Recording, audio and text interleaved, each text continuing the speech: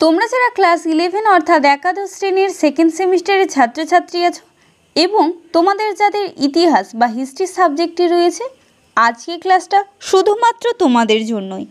আজকের ক্লাসে আমি তোমাদের প্রথম অধ্যায় থেকে একটি 8 নম্বরের বড় প্রশ্নের উত্তর নিয়ে আলোচনা করব।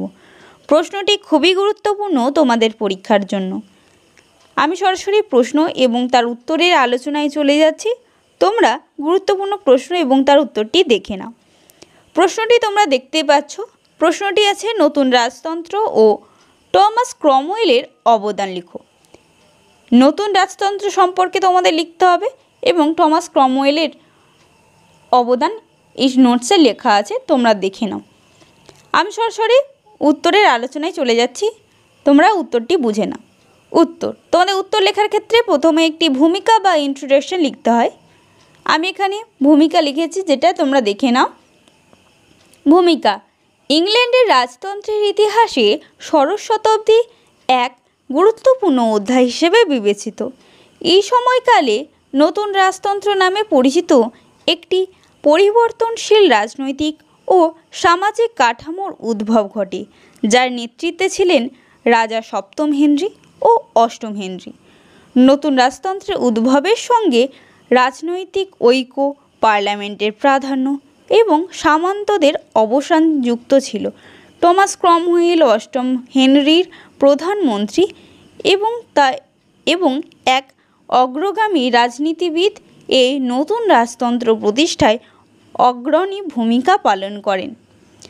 ক্রমওয়েলের অধীনে প্রশাসনিক কাঠামো ও ধর্মীয় সংস্কারের মধ্য দিয়ে ইংল্যান্ড জাতীয় সার্বভৌমত্ব অর্জন করে এবং চার্চের প্রাধান্য কমে যায়।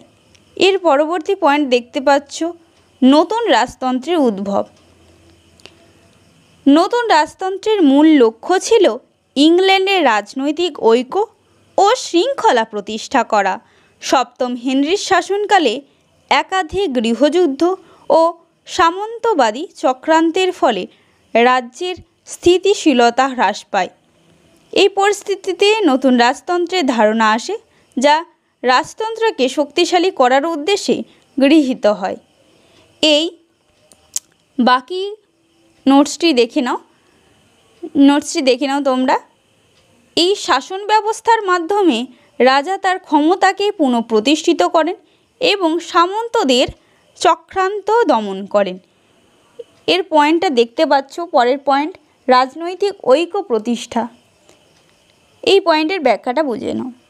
আর্ল হেনরি সপ্তম হেনরির উপাধি গ্রহণ করে ইংল্যান্ডে টিউডর রাজবংশের প্রতিষ্ঠা করেন।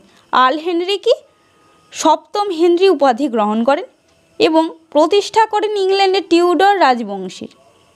এই টিউডর রাজবংশের প্রধান লক্ষ্য কী ছিল? দেখতে পাচ্ছ তোমরা, যার প্রধান লক্ষ্য ছিল রাজার ক্ষমতা দৃঢ়ভাবে প্রতিষ্ঠা করা। যার বলতে এখানে কিন্তু এই টিউডর রাজবংশের কথা বোঝানো হয়েছে। এই টিউডর রাজবংশের প্রধান লক্ষ্য বা মুখ্য উদ্দেশ্যই ছিল রাজার কর্তৃত্ব প্রতিষ্ঠা করা বা রাজার ক্ষমতা প্রতিষ্ঠা করা। এ সময় সপ্তম হেনরি ইয়র্কশায়ার গোষ্ঠীভুক্ত চতুর্থ এডওয়ার্ডের কন্যা এলিজাবেথকে বিবাহ করলে দুই প্রতিদ্বন্দ্বী ইয়র্ক হাউস ও ল্যাঙ্কাস্টার হাউস ঐক্যবদ্ধ হয়। এতে যে রাজনৈতিক ঐক্যের সূচনা হয় তা ইংল্যান্ডের আয়তন, শক্তি ও মর্যাদা বৃদ্ধিতে সাহায্য করে। এরপর দ্বিতীয় পয়েন্ট, খ, পার্লামেন্টের প্রাধান্য প্রতিষ্ঠা। পার্লামেন্টের সঙ্গে সপ্তম হেনরির সম্পর্ক ও নীতি ছিল বেশ চমকপ্রদ ও বৈপ্লবিক। লিভারি ও মেনটেনেন্স আইন দ্বারা সপ্তম হেনরি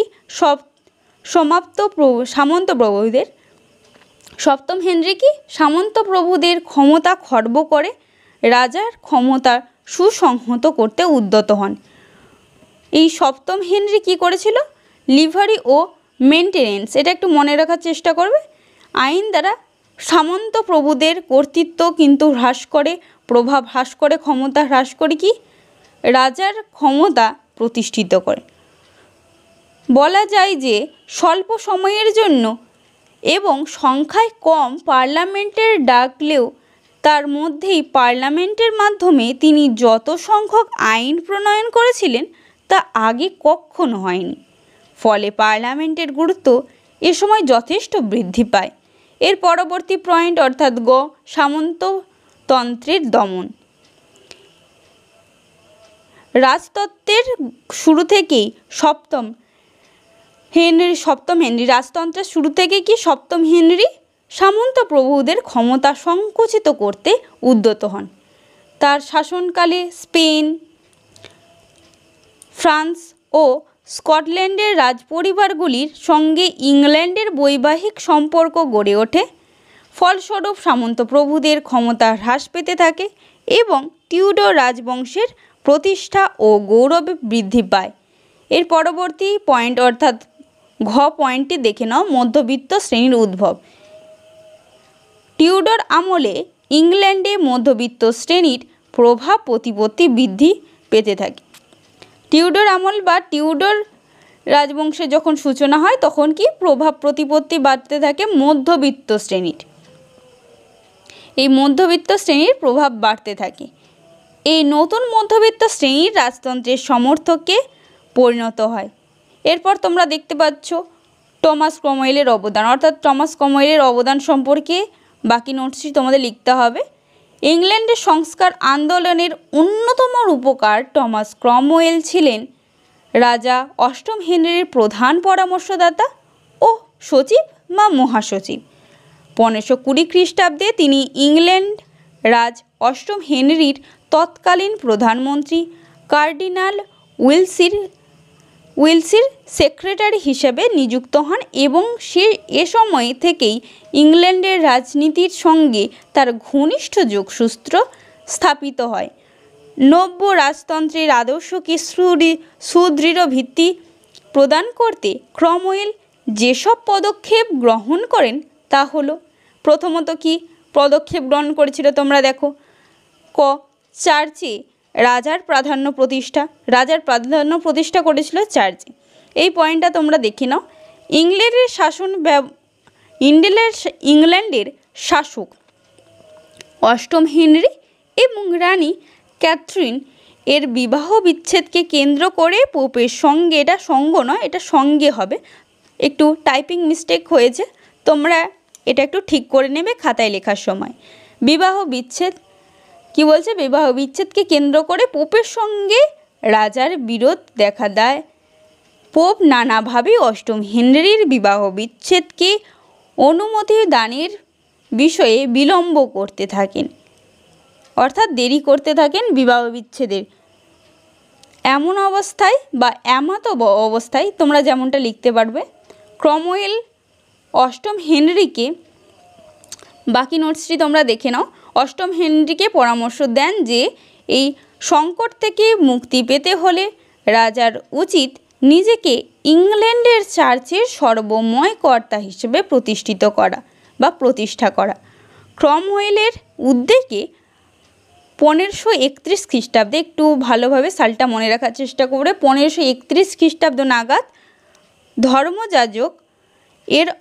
ধর্মযাজকের অনুমোদন ক্রমে রাজা অষ্টম হেনরিকে ইংল্যান্ডের চার্চের সমস্ত ক্ষমতার অধিকারী হিসেবে ঘোষণা করেন।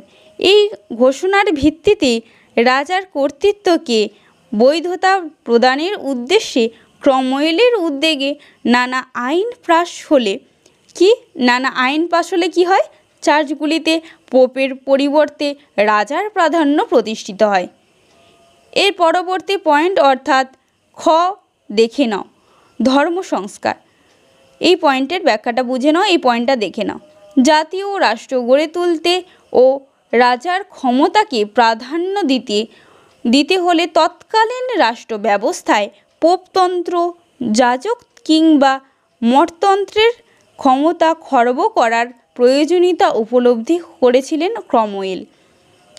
অর্থাৎ এদের ক্ষমতাকে হ্রাস করতে হবে। টিউডর রাজবংশ ভালোভাবে প্রতিষ্ঠিত করতে গেলে, রাজার ক্ষমতা বেশি বাড়তে গেলে তৎকালীন সময়ে এরকম একটা ধারণা ছিল ইংল্যান্ডে যে পোপতন্ত্র ও যাজকতন্ত্র, মঠতন্ত্র এদের ক্ষমতা হ্রাস করতে হবে। তার উদ্যোগে ইংল্যান্ড থেকে রোমান চার্চকে বিচ্ছিন্ন করার জন্য পার্লামেন্টকে ব্যবহার করা হয়েছিল। রাজার প্রতি অনুগত এই পার্লামেন্টটি ইতিহাসে পরিচিত রিফরমেশন পার্লামেন্ট নামে। বস্তুতপক্ষে রিফরমেশন পার্লামেন্ট প্রণীত এই সকল আইন দ্বারাই ইংল্যান্ডে ধর্ম সংস্কার সম্পূর্ণ করা হয়। এরপর গ পয়েন্টটি দেখে নাও। গ পয়েন্ট দেখতে পাচ্ছ প্রশাসনিক কাঠামোর পরিবর্তন। এই পয়েন্টটি বুঝে নাও। ক্রমওয়েল প্রশাসনের মধ্যযুগীয় কাঠামোর অবসান ঘটিয়ে জাতীয় আমলাতান্ত্রিক কাঠামোর পরিবর্তন করেন। এই ব্যবস্থায় রাজা দুর্বল হইলেও রাষ্ট্র ক্ষতিগ্রস্ত হয়। এই অবস্থায় কি রাজা দুর্বল হলেও রাষ্ট্র ক্ষতিগ্রস্ত হয় না, কারণ এই শাসন কাঠামোর শীর্ষে থাকেন মন্ত্রিসভা। এছাড়াও 19 জন সদস্যকে নিয়ে ক্রমওয়েল প্রিলি কাউন্সিল গঠন করেন এবং নিজে প্রিন্সিপাল সেক্রেটারি পদে আসীন হন, অর্থাৎ নিজে প্রিন্সিপাল পদে বসেন সেই কমিটির। এরপর তোমাদের একটা উপসংহার বা মূল্যায়ন লিখতে হয়। দেখে নাও আমি কি উপসংহার লিখেছি, তোমরা দেখে নাও। পরিশেষে বলা যায় যে আধুনিক ইংল্যান্ডের শাসন কাঠামোর বিকাশে টমাস ক্রমওয়েল গুরুত্বপূর্ণ ভূমিকা পালন করেছিলেন। তার গৃহীত পদক্ষেপগুলির দরুনই ইংল্যান্ডে নিয়মতান্ত্রিক রাজতন্ত্র সুদৃঢ় ভিত্তি ওপর প্রতিষ্ঠিত হয়েছিল। এই ছিল আজকের ক্লাসের একটি 8 নম্বরের বড় প্রশ্নের আলোচনা। ভালো লাগলে অতি অবশ্যই লাইক করো, শেয়ার করো বন্ধুদের, কারণ তোমার বন্ধুবান্ধবরাও যাতে ভালোভাবে নোটসটি পরীক্ষার জন্য রেডি করতে পারে, অর্থাৎ তারাও যেন পরীক্ষায় আসলে প্রশ্নটি ভালোভাবে লিখে আসতে পারে, ভালোভাবে পড়ে যেতে পারে। আর ভালো লাগলে অতি অবশ্যই লাইক করো, আর চ্যানেলে নতুন হয়ে থাকলে অতি অবশ্যই চ্যানেলটি সাবস্ক্রাইব করে চ্যানেলের সদস্য হয়ে ওঠো। আজকের ক্লাসটা এই পর্যন্তই।